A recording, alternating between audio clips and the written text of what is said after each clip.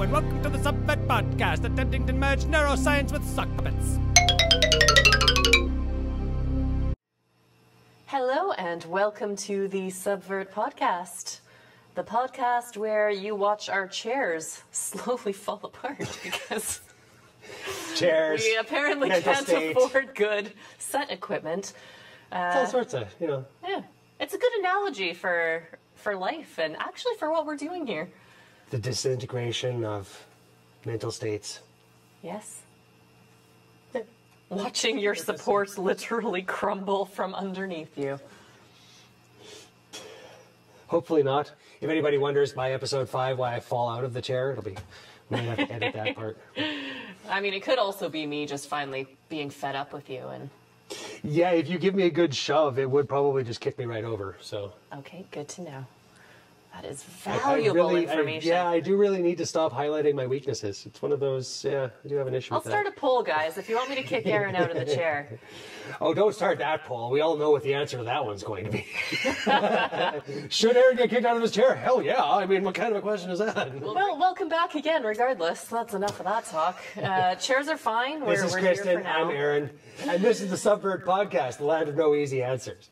So we've basically just been talking about what the hell it is we're actually thinking. How do we know what we're thinking? How do we know what's real? How do we know what's been fed to us as lies? How do we know if we're being irrational and believing the lies? How do we know if we're being ignorant and believing the truth? Hey, there's an oxymoron for you. There's a good one, yeah. That's basically what we're here for, guys. And I can't guarantee that we're going to answer any of these questions, but at least we can break it down a little bit. How does one differentiate thinking from thunking?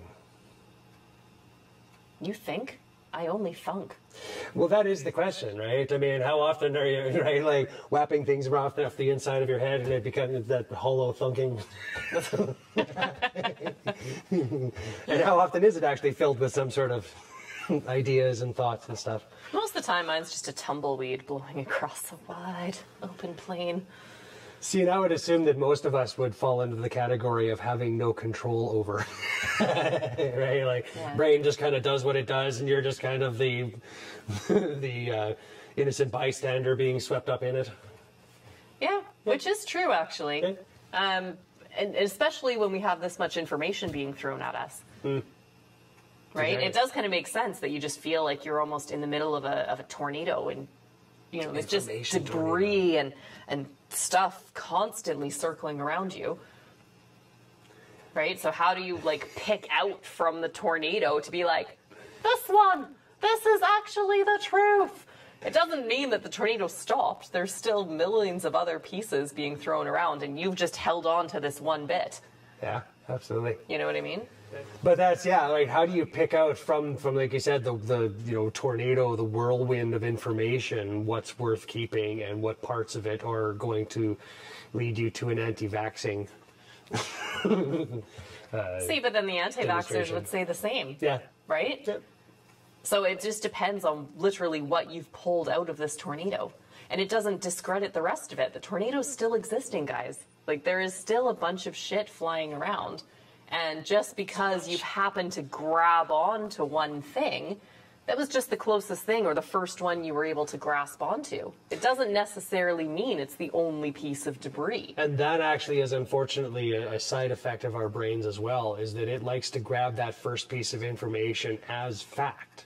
Yes. And so unfortunately that becomes now something that any subsequent information that piles onto it now has to disprove. Yeah. Which becomes a real issue. It's a part of our bias that our brains just, and if you're not aware of this happening, it makes it real tough for you to be able to go, oh, wait a minute, no, that didn't make any sense. Well, yeah, of course it didn't make any sense, right? Like, now that I've been presented with this other information, of course it didn't make any sense, right? But, our brains want to hold on to that information. It likes being right.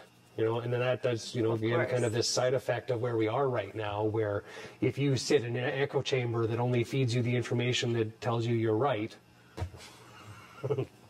yeah, no one can tell you wrong. Absolutely. I think an important point that needs to be made also is, if we go back to the tornado analogy or what you're grasping at to be right, it depends on what tools you were taught to use, right? Absolutely. So if you're in the tornado with a magnet, right, you're going to attract a certain type of particle. If you're in there with a lasso, you're going to grab something else. You know, if you got a pitchfork, so everyone has a different set. Pitchfork grabs everything. It's kind of one of those. Pitchfork is just kind of the go-to for everything, isn't it? If you're only going to have one tool, it's pitchfork. Yeah. Yeah. Zombie apocalypse. Pitchfork. Pitchfork. Yeah. Yeah. Yeah. Makes sense. Excellent. This episode brought to you by John's Pitchfork Emporium. Our new sponsor. For all your pitchforking needs. Now carrying torches too. Yeah, so speaking of tools, we're still going through our list of Carl Sagan's bullshit detector. Thank you, Carl, for passing this down, because otherwise we'd have no way of figuring out what bullshit is. Thank you, Carl, and for your bullshit. Indeed, indeed. So step 2, this is episode 2, I believe, of this. So encourage substantive debate on the evidence by knowledgeable proponents of all points of view. And so that, I think, might be, you know, one of the key points there is knowledgeable proponents. You know, the media likes to put the other side on there without necessarily checking their credentials. In a lot of cases. Yeah. Right. And I think that's kind of the problem, is that we've been presented as if these two sides were equal in a lot of cases. And in most cases, they're not. Right. And I suppose that depends, though, on who you're asking. But again, like this again arguments. comes down to the difference between perspective and fact, right? Absolutely. Like where we're trying to differentiate between, you know, what is the skew of this and what is the actual, like when you get down to the actual nuts and bolts of the thing, what is the actual truth of it? Yeah. I mean, if you're going to have a publicized debate, it should be held by two people kind of equal, let's say, schooling within their field. And I don't mean that necessarily as conventional schooling, but an equal amount of knowledge, you know, on their respective topics. Yeah. And I'm sure, you know, like instead of, as you mentioned, what we're presented with is like, and here's the opposing view, and you've got some guy that has one tooth that grows in sideways, that What are you talking about? doesn't speak English, but also doesn't speak any other language. It's just a completely new dialogue. Or dialect. I mean, there we go. Apparently I can't do A new it either, dialogue so- in a new dialect. I mean, yeah, it's all sorts of. I'm not helping the case here. I'm that person, guys.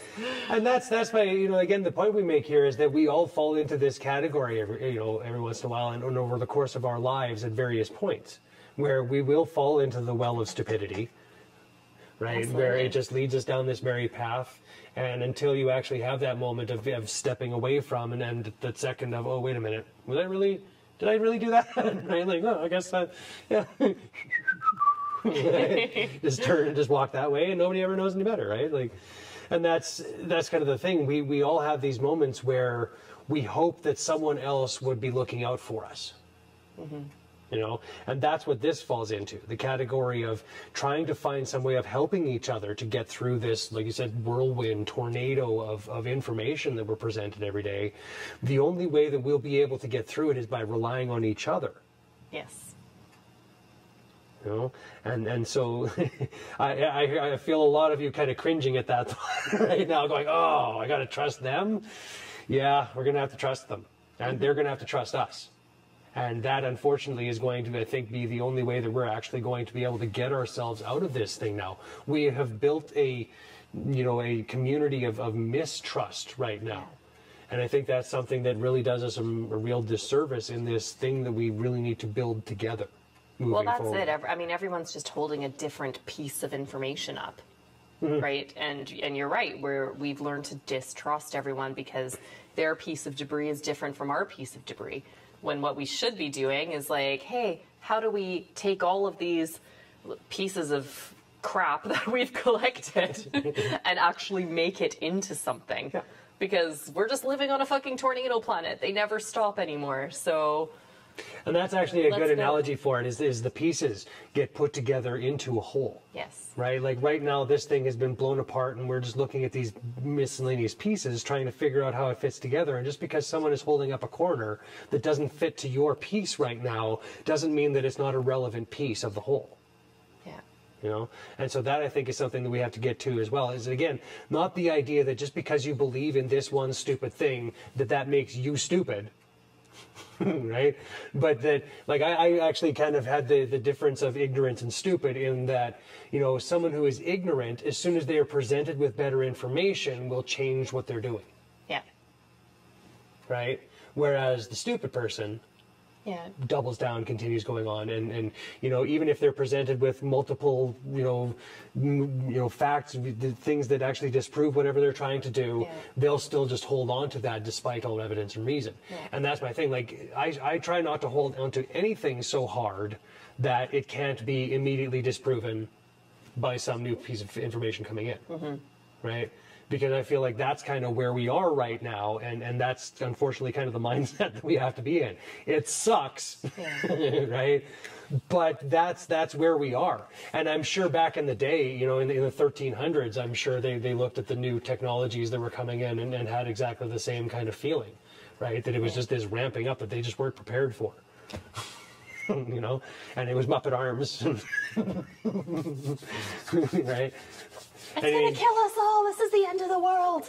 Like, I'm sure the first, you know, woman that created the wheel was murdered, right? Like, I'm sure they looked at that and just went, no, right? Like, and then there was another 100 years before someone kind of came along and went, what about this? And they were like, maybe, right? Like, you know, but they still every once in a while will just murder the wheel maker, right? Because it was, you know, blasphemous black magic, right? That you could transport things so quickly, right? Or the first person that managed to ride an animal was probably considered some sort of, right? And all of these new technologies were considered something that would probably have broken the society that it came from. But I keep going back to this idea of, you know, like they say AI is going to destroy society. And I go, well, this society maybe needs to be destroyed. And maybe the AI will be good at pinpointing those parts of it that we need to fix. Yeah. Right? Well, it's like, it's transformation, right? Yeah. I mean, like, you need to constantly be changing and evolving. Nobody wants to just kind of remain in stagnation, but yet somehow we do. That's always the fight, isn't it? Like, this is new and I don't understand it, and therefore it's evil. You know, it's I guess maybe our brains just are comfortable in what they know. Well, it really, I think, comes down to, challenged. you know, I run on my brain cycle theory of brain management. Yeah, where again, you have to now use energy to then disprove that to your brain. Right, and so that's where it becomes a problem for them. That's where you get cognitive dissonance with a lot of people, where their brains just go, I don't want to do that, and they just fall back into where they were. Yeah, well, and it's true. It always takes more energy to challenge something than it does to just go with it. Yeah, right. Absolutely. And I guess that's kind of where we've landed now as society, is no one wants to expend that extra energy. When we're living in a world, as you often say, where we're constantly just barely got our heads above water, the idea of expending more energy than you're already doing on a constant basis is not going to appeal to many people at all. Yep. Right? So it's easier just to kind of accept what's happening and just, okay, this is fine. I can barely breathe, but at least I'm breathing. Or even worse, to react with what we've been seeing lately, where random people are just lashing out at random people. You know, and that's kind of the problem. Well, if we're all just barely getting by, then I guess the idea is that guy over there that's also barely getting by could at any moment push you under. Yep. Right? We're all, like, let's say, swimming in a very small pool together, and we're all almost drowning. What happens if you're almost drowning? If you're threatened with your life, you become desperate. You do things, right? Yep. So of course we're going to live in fear of the guy next to us pushing us down. So now we're all defensively just trying to maintain. The question to then ask is how do you band together when everyone's almost drowning? Right? As a group, if nobody has this extra energy to spare, to help, then how do we fix it? Well, and I mean, going back to the brain cycle management, why are those extra cycles being used up? Is it really that we don't have enough energy, or that we are in a society that has taken it upon itself to fill whatever second of cycle of nanosecond you've got inside your head with whatever shit it can spew at you. And so the problem becomes, you know, how do you shut that shit out? And unfortunately, it comes down to turning off your phone, right? It comes down to finding those moments of meditation where you don't have a screen, where you don't have that information coming in. Walking through a forest where you can't have that coming at you, right? A lot of us don't carve that time out for nature or for even just self-care. And so that becomes the problem of, you know, the issue is not that you don't have time for hobbies, is that you've made a priority of other things. Yeah, right? And I think that's what I was going to bring up is you need to make that decision first and foremost, right? And it doesn't even necessarily mean that, you know, like the phone is the problem or computers are the problem. It's that we have collectively, or you have decided that it is more important. Yeah, that is. So it needs to kind of start there. And I've had this conversation with people all the time of, yeah, I know, I need to do less on my phone, and I need to, right? But I just can't. Right? It's this, someone might try to get a hold of me, or really shocking and actually a bit frightening is an inability to just be with ourselves. Yep. Right? So there's a lot of studies coming out about this as well. If you're used to constantly being bombarded and all of a sudden you're left in silence. Yep. We panic. Yep. Our brains don't actually know what to do. And especially if that's all you've known. If you were brought up and from a very early age, your parents handed you a tablet, your parents handed you a phone, that's what our brains have now accepted as fact, right? Yeah. And so this again comes down to how this bullshit detector is not just about new information coming in, but also the information that we carry, right? How do you actually take a look at this stuff, this thing that's inside of you, and go, does this make sense? Is this fact for me? Is it true that I don't have control over my interaction with this phone? No, it's not. You do. Right? I mean, if you think about the classic quest, I think that's basically the start of all of it. Yeah. Right? Anybody that goes on a quest is trying to figure out whether they were right or wrong. They have an idea, they go out and they go on a grand search to find truth. Yeah. You know, and so that I think is part of the human condition, is part of our questing for this information, questing for what exactly does it mean to be stuck in this meat sack, right? Like, why have I been given this thing that allows me to think about things outside of me, but just wants me to stay inside here and make sure you protect the meat sack, right? Well, realistically, inside we're all just running around with Muppet arms, just going. Right? Without any real understanding of what the fuck is going on or why we were put here or what our purpose is. What are we supposed to be doing? I don't know. I think that's the big lie that's been fed to us, right? Is this idea of you need to appear to be a certain way. Right? Like if you don't meet this set of criteria, then you failed within our society, you're worthless. Who came up with this? Right? There is actually no one way of being. And I actually like that picture of just, if you really go into like, what am I supposed to be doing right now? I'm sure inside all of our heads, it is just, oh my God, oh my God, the world's on fire. What the fuck? That's pretty much my internal dialogue all the time. What the fuck? If there were any kind of like universal truth to the human condition, if you were to climb inside everybody's brain, as far as I'm concerned, that's what you're basically going to find. Pretty much, yeah. Right? I don't think there's a single person that's like, I've got it all together. Even the most ordered brain, I think, still has that just like, what's going on here? I don't know. Yeah. Right? I'm just making it up as I go. They told me this was the truth. Okay, here we go. But I kind of think it's chaos for a reason. Absolutely. Right? And I kind of want to go back to what you were saying earlier about just being open to new possibilities and open to the idea of being disproven, right? So if we just kind of do away with this idea of like, we need to have this one universal truth, we have to always be right. Maybe we're meant to just be, what if I'm wrong? What if something else comes along? Maybe that's how you make order out of chaos. Right? It's only chaos if you're so attached to an idea that all this other stuff keeps spinning, and guess what? It's gathering more as it's spinning, and so suddenly now you're just overwhelmed in a pile of crap. Yeah, and that's exactly, you know, and just how do you grasp any of that, right? As the cow flies, right? Like, Yeah. Well, and how do you maintain, I guess that's where it becomes difficult, is how do you maintain a sense of self and identity if it's constantly open to change?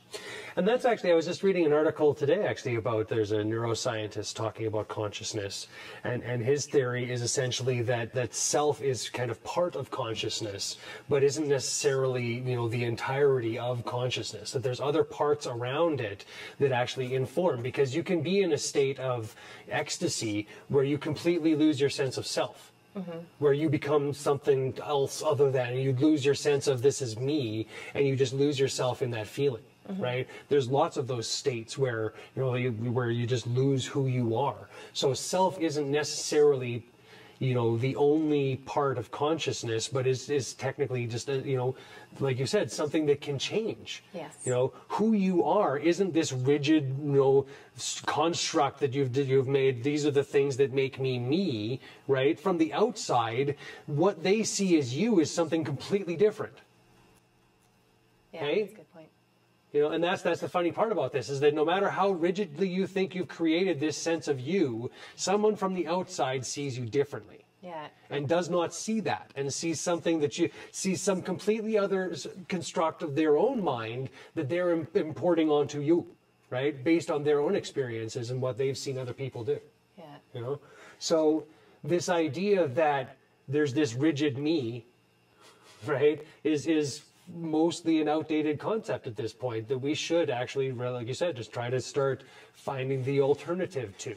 What is the alternative to having me as, this is what I am, this is, I've studied this, so this makes me this, and I earn this much money, this is the house that I have, these are my things, and these are my hobbies, this is what I do.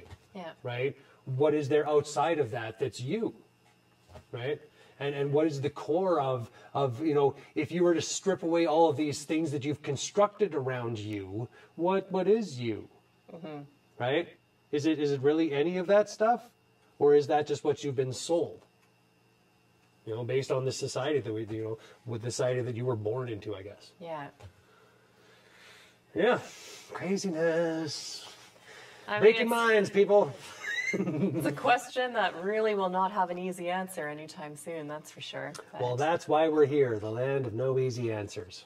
that's it. We just kind of jumble things up further. So, man, you thought you were confused before. Oh, I thought this was very clear. This is very clear. Yourself is not you. It's not you. Everything you thought you very knew clear. is wrong. Exactly. See? So clear. That's the take home. Glad we could simplify this process for everybody. Yeah. Well, we definitely explored some stuff. There were Muppet arms, and There was tornadoes, there was Muppet arms, there was drowning, there Oh my was God. murder, Excitement. backstabbing. I mean, this episode had it all. Well, thanks again for joining us as we continue to delve into the difficult subjects and to have these hard conversations. And if you're still with us, then that's amazing. That means there's more people that are open to change, that are open to thinking differently and willing to explore what it is that actually makes us human and makes us a society. So we thank you for that, and we're excited you're a part of it. join us on Facebook, Twitter, Patreon especially. Especially the Patreon. If you could, you know, the money thing. If you could just, please. We really do need new chairs, guys. I mean, Well, thank you very much for listening. We really appreciate you joining us for all of this, and tell all your friends, because they all want to hear about this. And yeah, fun's just getting started. indeed, sock puppets for life. We'll see you next time, everyone.